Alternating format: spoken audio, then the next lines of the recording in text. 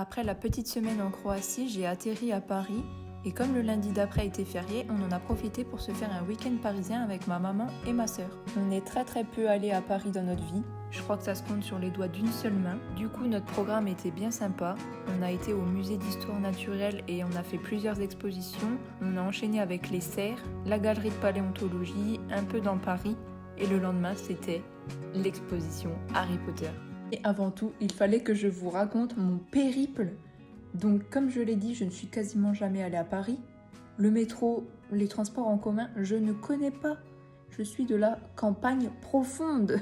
Bref, je crois que mon avion avait atterri aux alentours de 16h, 20h30. J'arrivais seulement à l'hôtel. J'ai atterri à Charles de Gaulle, donc en fait c'est très extérieur à Paris. J'ai dû prendre le RER-B. J'ai dû sortir 3 fois du RER-B parce qu'il y avait un souci. J'ai enchaîné avec le métro en changeant de ligne un peu partout avant d'atterrir à l'hôtel.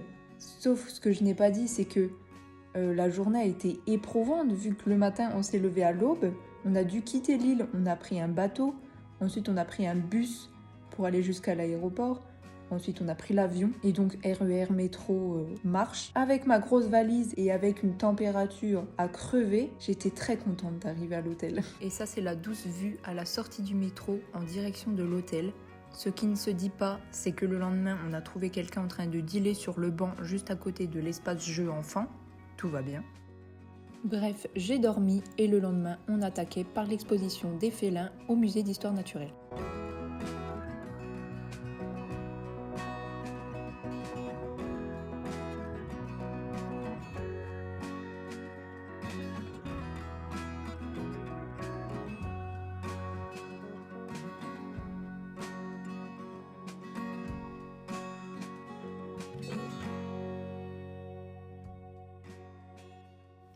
C'était hyper enrichissant, hyper varié. Ça peut aller de l'évolution des félins de la préhistoire à aujourd'hui, aux menaces qui pèsent sur leur vie à cause de la chasse, du braconnage, la réduction de leur zone d'habitat. Il y a aussi la partie les félins et la culture, il y a les félins et les hommes avec la domestication. C'est vraiment hyper varié. C'est top pour tous les âges, il y a des zones interactives avec des trucs sonores, tactiles, donc une super activité familiale. Évidemment, nous n'avons pas résisté au pouvoir de protection du tampon. Si vous avez joué à Animal Crossing, ça doit vous rappeler quelque chose. Moi j'étais trop fière d'en avoir un de chaque côté de ma maison.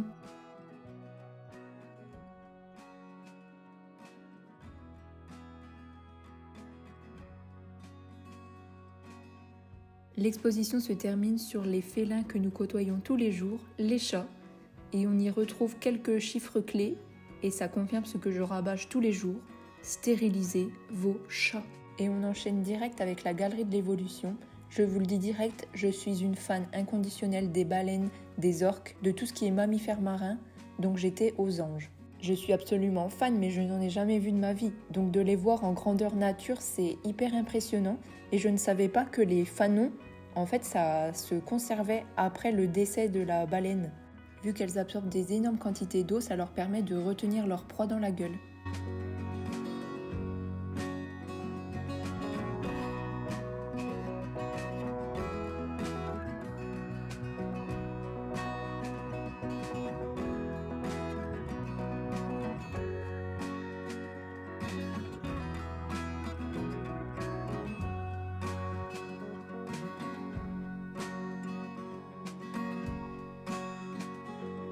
Ça vaut pas mal de clochettes sur Animal Crossing.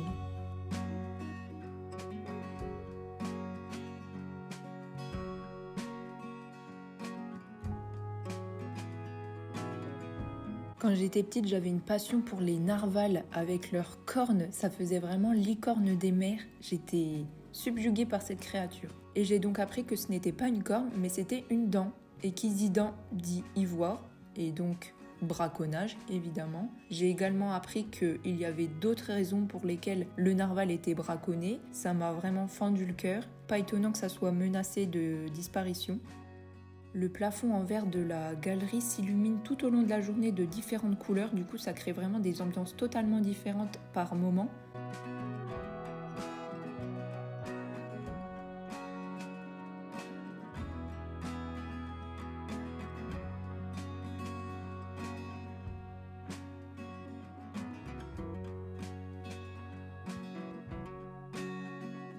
Je l'expliquais juste avant, il change les lumières du plafond pour créer des ambiances et il rajoute des sons.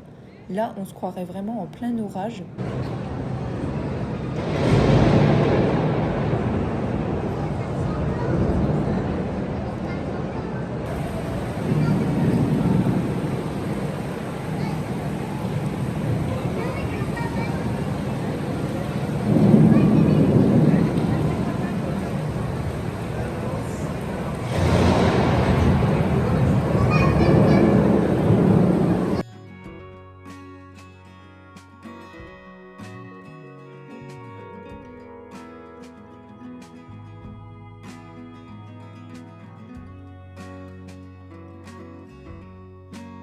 Lui aussi il vaut pas mal de clochettes sur Animal Crossing.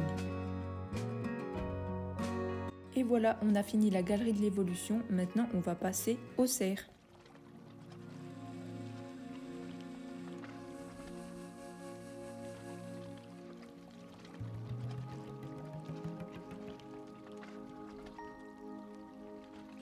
Elle est trop belle, hein? Et ben moi j'ai la même à la maison.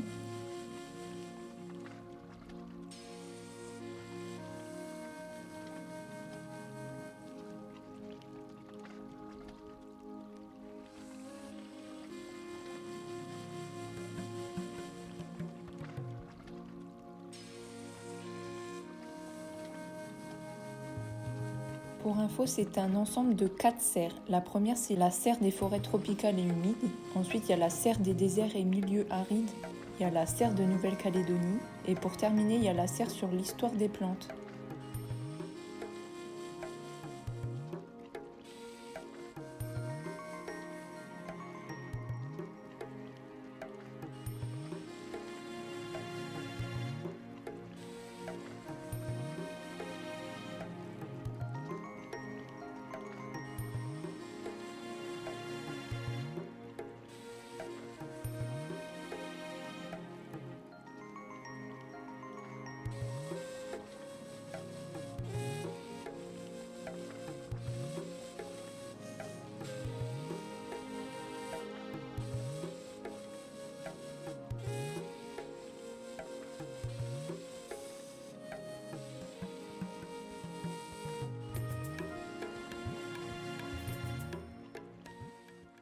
On a ensuite traversé le jardin des plantes pour se rendre à la galerie de paléontologie et d'anatomie comparée. Ah, je vous l'ai dit, on chôme pas nous.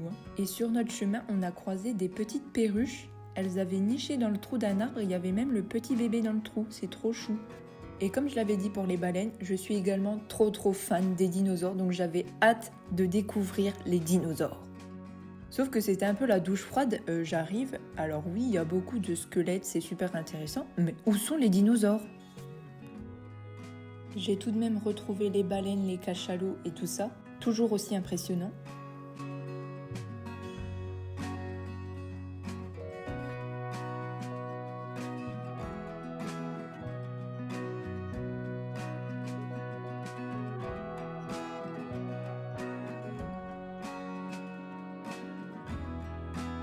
Là, c'est la partie anatomie avec tout ce qui est en bocaux, mais je vous avoue que j'étais pas hyper fan.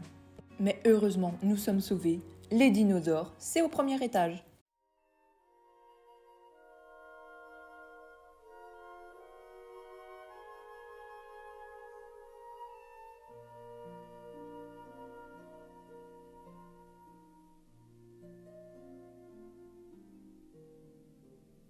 Et il y a un truc qui relie ma passion des baleines, des cétacés et des dinosaures, c'est le mégalodon.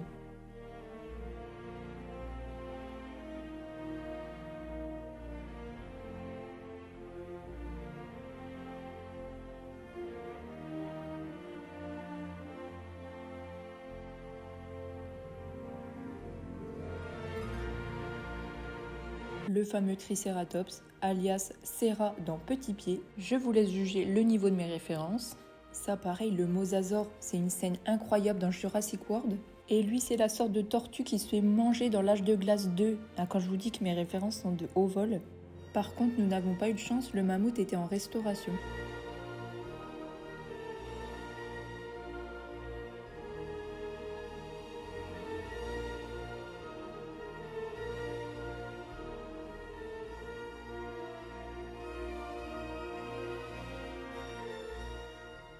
On a terminé tout ce qu'on avait prévu pour la journée, donc maintenant on profite et on commence par une petite glace.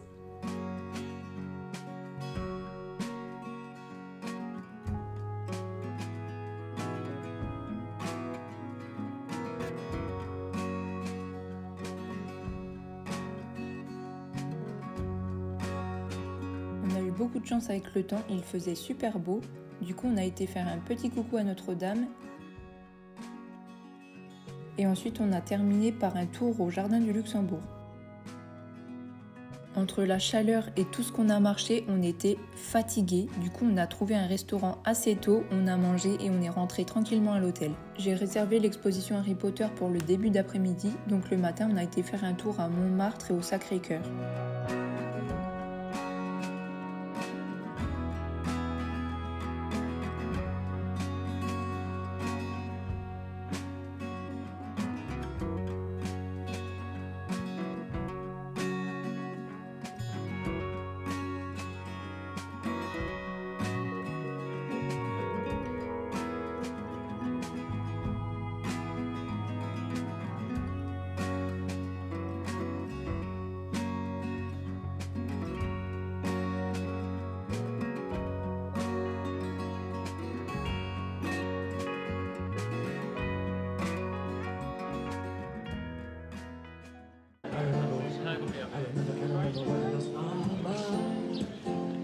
There is something so present about that face.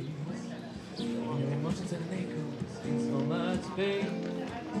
Love was such an easy game to play. Now I need a picture.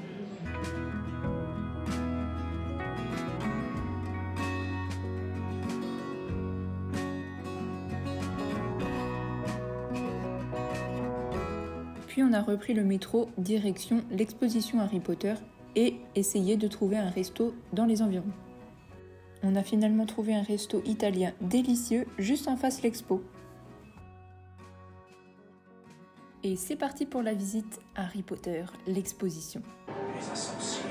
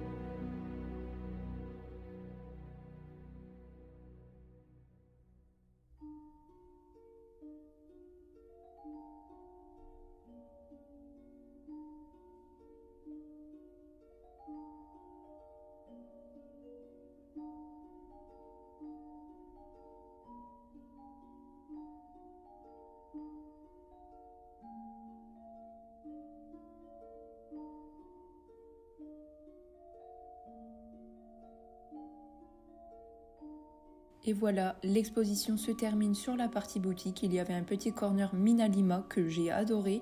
Je n'ai rien acheté car tout était très cher, mais j'en ai pris plein les yeux, il y avait de belles choses.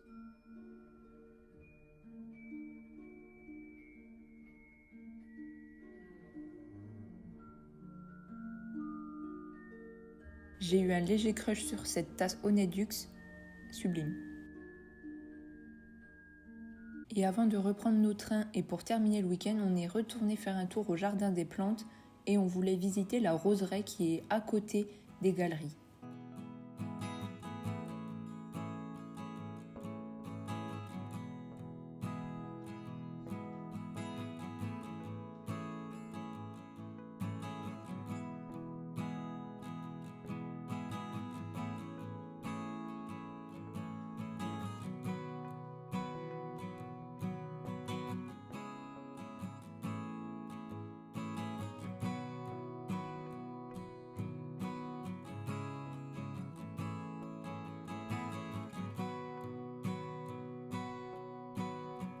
Cette petite corneille nous a fait trop de la peine, son bec était tordu, du coup elle avait du mal à saisir les noix par terre. Profitez bien de ces 2 derniers plans car après j'ai couru partout, j'étais à la bourre, j'ai pris mon premier Uber pour aller jusqu'à la gare et je suis montée dans le train exactement 3 minutes avant le départ. Mais bref, j'ai retrouvé ma petite lecture et les paysages du train. Je trouve qu'il n'y a rien de plus poétique que les paysages qui défilent par la fenêtre du train.